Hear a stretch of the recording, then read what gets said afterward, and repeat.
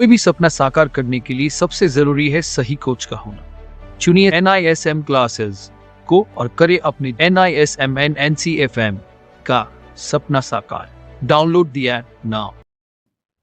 Hello student, welcome back to our channel. So आज की video में हम देखने वाले हैं कि अगर आप NISM का कोई भी एग्ज़ाम ऑफलाइन अटेम्प्ट करते हैं, इट मीन्स कि अगर आप सेंटर में जाके अटेम्प्ट करते हैं तो आपको कौन कौन सी चीज़ों का ध्यान रखना चाहिए और कौन कौन सी चीज़ें आपके लिए सबसे इम्पॉर्टेंट है। मेन प्रॉब्ली अगर हम बोले तो आपको कौन कौन से गाइडलाइन का ध्यान रखना चाहिए। सबसे इम्पॉर्टेंट बात तो आपको भी पता है कि हमें जब एडमिट कार्ड आता है तो एडमिट कार्ड में ऑलरेडी सारे इंस्ट्रक्शंस वहाँ पे दिए होते हैं, बट कुछ इंस्ट्रक्शंस ऐसे हैं जो हमें पता नहीं होता है और हमें उसके बारे में प्रॉपर नॉलेज नहीं होता है, जिसकी वजह से सेंटर से हमें बाहर निकाल देते हैं या हमें मना करते हैं कि आप ये चीज़ कैरी नहीं कर सकते हैं या आपको प्रॉपर ये चीज़ तो होना ही चाहिए।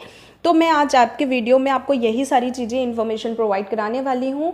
I am Anjali from NISM classes.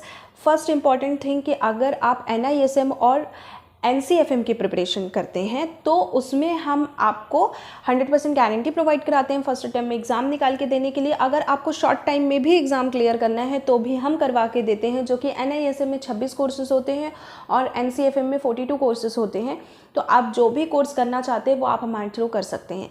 इसको अप्लाई कैसे करना है? अप्लाई करने के लिए आप डिस्क्रिप्शन बॉक्स पे जाइए, वहाँ पे आपको हमारा नंबर प्रोवाइड किया गया है। उस नंबर पे या तो आपको व्हाट्सएप प्रोवाइड कराना है और आप वहाँ पे हमें साथ ही साथ कॉल भी कर सकते हैं। अगर आप व्हाट्सएप नहीं करते हैं तो आप डायरेक्टली कॉल भी कर सकते हैं। अगर कॉल कनेक्ट नहीं होता है तो आप हमें डायरेक्टली व्हाट्सएप भी कर सकते हैं। डिपार्टमेंट के थ्रू आपको कॉल बैक आ जाएगा और सारी डिटेल्स आपको प्रोवाइड करा दी जाएंगी।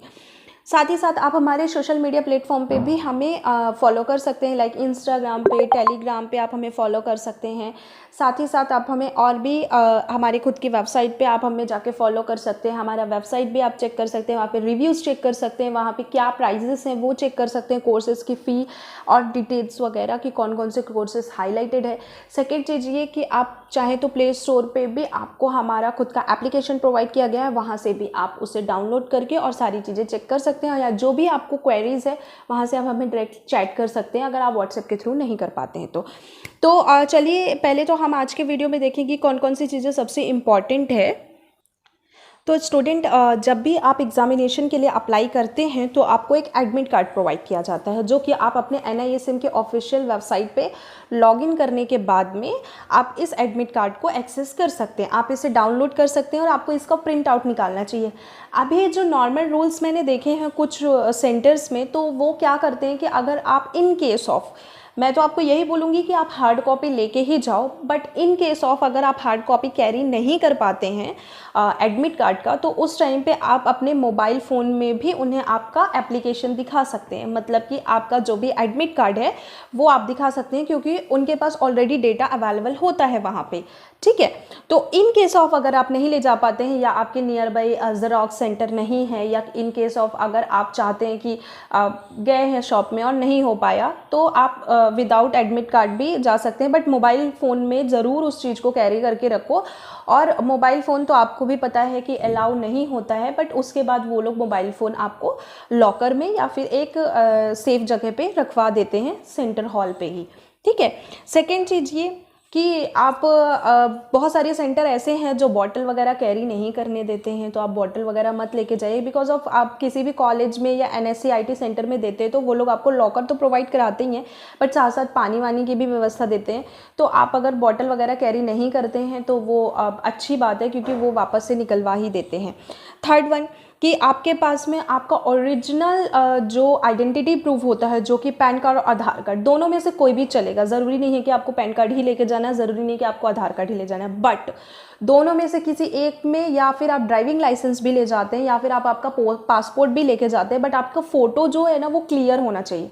बट वो लोग मेन टू देखते हैं कि पैन कार्ड, आधार कार्ड या फिर ड्राइविंग लाइसेंस, बस आपका जो शक्ल है ना वो एकदम सही दिखना चाहिए, कोई भी ऐसा ब्लैक सा नहीं होना चाहिए। ठीक है, तो उस टाइम पे आपको क्या करना है, वहाँ पे आपको अगर इन केस ऑफ यहाँ पे भी अगर आप नहीं ले जा पाते हैं हार्ड कॉपी, अगर आपका चोरी हो गया या गुम गया या गिर गया है कहीं पे, तो उस टाइम पे भी आप उसको मोबाइल फ़ोन में भी दिखा सकते हैं।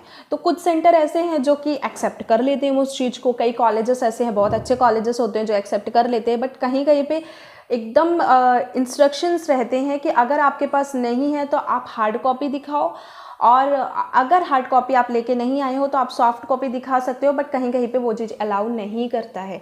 तो बाद में परेशान होने से अच्छा है अगर वहाँ पे जाके सेंटर में आपको परेशान करे, तो सबसे मेन चीज़ तो मैं आपको यही बोलूँगी कि आप एक काम करो कि आप आपके एडमिट कार्ड की फ़ोटोकॉपी ज़रूर रखो, और साथ ही साथ आपके आइडेंटिटी प्रूफ का जो भी आपका हार्ड कॉपी है उसको आप ज़रूर रखो। सेंटर हॉल पे मोबाइल फ़ोन आपको कैरी करके नहीं रखना है, क्योंकि सेंटर हॉल में कैमरा वगैरह सब कुछ रखा हुआ होता है, कैमरा लगे हुए होते हैं, और वहाँ पे कई टीचर्स भी अवेलेबल होते हैं जो प्रोफेसर्स होते हैं।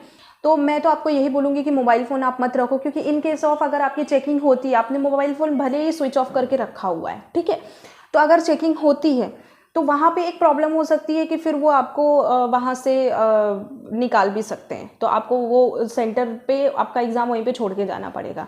तो बेटर यही है कि मोबाइल फ़ोन अगर वो लोग बोल रहे हैं कि यहाँ पे रखो, आप अपने बैग में ही रखो, या फिर आप लॉकर पे रख दो, तो आप सेफली वहाँ पे लॉकर पे रख दीजिए।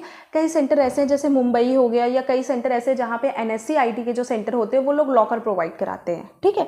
बट कुछ कॉलेजेस में भी एग्ज़ाम होते हैं, वहाँ पे वो लॉकर प्रोवाइड नहीं कराते, तो आप आपका फ़ोन आपके बैग में रख सकते हैं, या फिर अगर आप नज़दीकी एरिया से हैं तो अगर आप मोबाइल फ़ोन कैरी नहीं भी करते तो कोई प्रॉब्लम वाली बात नहीं है, ठीक है।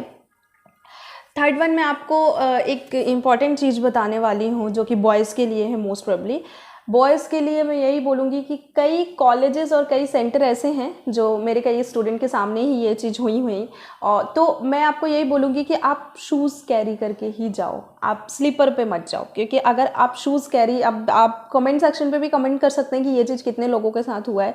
बहुत सारे लोगों के साथ ऐसा भी होता है कि अगर वो शूज़ कैरी नहीं करते, मतलब शूज़ पहन के नहीं जाते हैं, तो उनको मेन गेट से ही इंटर नहीं होने दिया जाता है। तो चाहे वो लड़का हो चाहे लड़की, स्लीपर पहन के, तो ऑब्वियस सी बात है ये प्रोफेशनल व्यू नहीं है, बट फिर भी अगर आप एग्जामिनेशन हॉल पे जा रहे हैं तो आप प्रॉपर जाओ।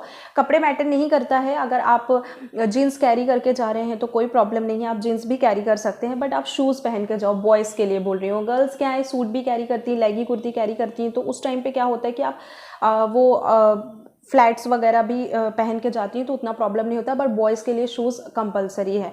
कई सेंटर में ये चीज़ मैटर नहीं करता, उनको कोई मतलब नहीं है, उनको ये है कि आप एग्ज़ाम दो, ठीक है।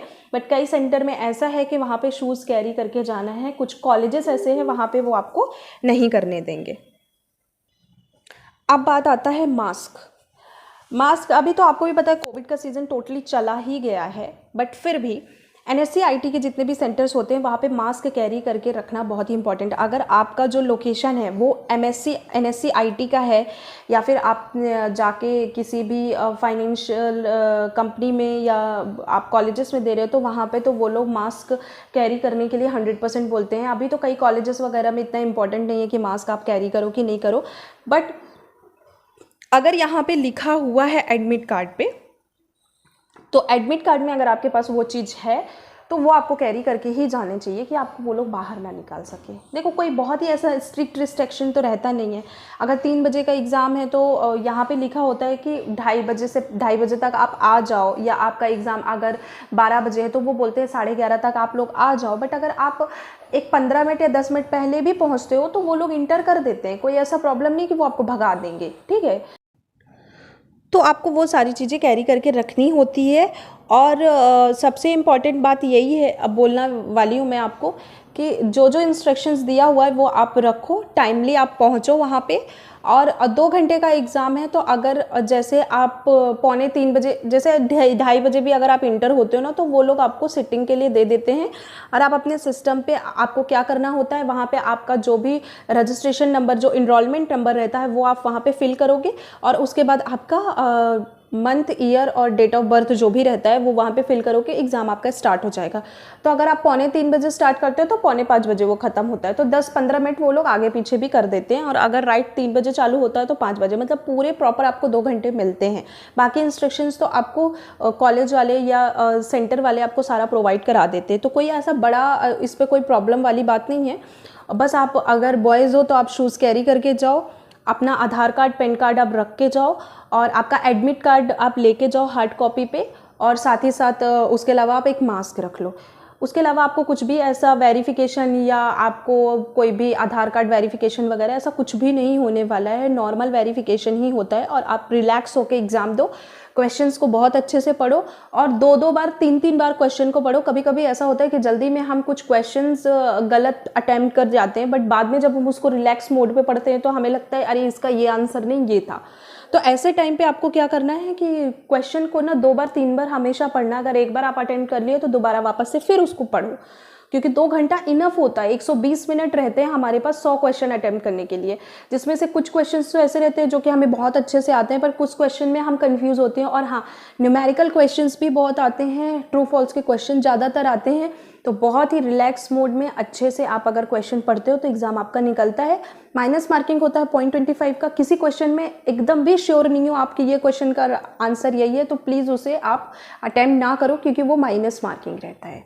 ठीक है। बाकी क्लासेस रिगार्डिंग कोई भी इन्फॉर्मेशन चाहिए तो डिस्क्रिप्शन बॉक्स पे जाइए, वहाँ पे आपको सारी डिटेल्स प्रोवाइड की गई हैं।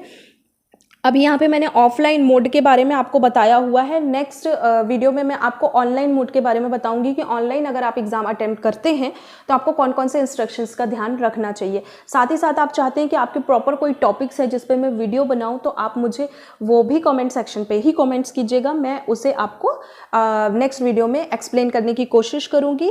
और अपडेटेड सिलेबस हमेशा चेक करते रहिए गूगल पे अगर आप सेल्फ स्टडी कर रहे हैं तो। और बाकी आप अगर सेल्फ स्टडी नहीं कर पा रहे हैं तो आप जाइए डिस्क्रिप्शन बॉक्स में, वहाँ पे आपको नंबर प्रोवाइड किया गया है, वहाँ से आप हमें व्हाट्सअप कर सकते हैं, कॉल कर सकते हैं।